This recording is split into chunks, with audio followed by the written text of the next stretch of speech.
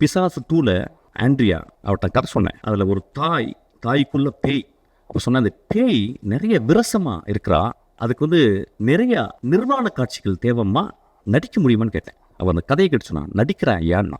நான் என்ன பண்ணேன், அதுக்கு ஒரு ஃபோட்டோ ஷூட் பண்ணேன். அந்த ஃபோட்டோ ஷூட்டு பெண்ணால் எடுக்கப்பட்ட ஒரு ஃபோட்டோ ஷூட் ரெடி ஆயிடுச்சு. என்னுடைய அசிஸ்டன்ட் டைரக்டர் ஈஸ்வரி அனுப்புகிறேன். நானும் உள்ளே இருக்கேன். அவள் என்ன பண்ணா, என் நம்பிக்கையில், என் கதை மேலே இந்த நம்பிக்கையில் அவள் அந்த ரூமில் போயிட்டு அவள் நிர்வாணமாக வெளியே வர வேண்டியது.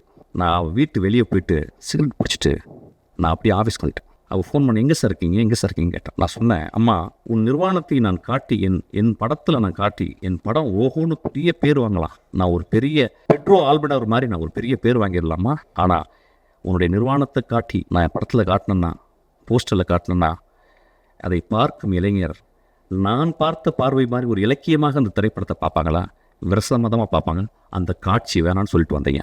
அந்த காட்சி நான் ஒரு ஃபோட்டோ எடுத்தாந்து நான் போஸ்டரில் போட்டிருந்தா இந்நேரம் அந்த படம் ரிலீஸ் ஆகிருக்கும். 2 வருடம் அந்த படம் கேனில் இருக்குது. அந்த படத்தை பார்த்த ஒரு மனுஷன் வெற்றிமாறன் உட்காந்துருக்கான். அதை பார்த்துட்டு சாயங்காலம் எனக்கு ஒரு மெசேஜ் பண்ணால், இந்த இரவு முழுதும் என்னால் பேச முடியாது, நான் காலையில் போன்ற மிஸ்கேன் அப்படி சொன்னான். அந்த குழந்தைக்கு, அந்த ஆன்டிகா ஒரு மிகப்பெரிய அவார்டு, இன்டர்நேஷ்னல் லெவலில் அவளுக்கு ரெகக்னிஷன் கிடச்சிருக்கும். அந்த படம் ஓடாமல் இருக்குது. நான் சினிமாவை நேசிப்பவன் இல்லையா, சினிமாவையும் சினிமா மேடையும் சினிமா மனிதர்களையும் நேசித்து கொண்டே இருக்கிறேன். எனக்கு அதை தவிர வேறு வேலையே கிடையாது.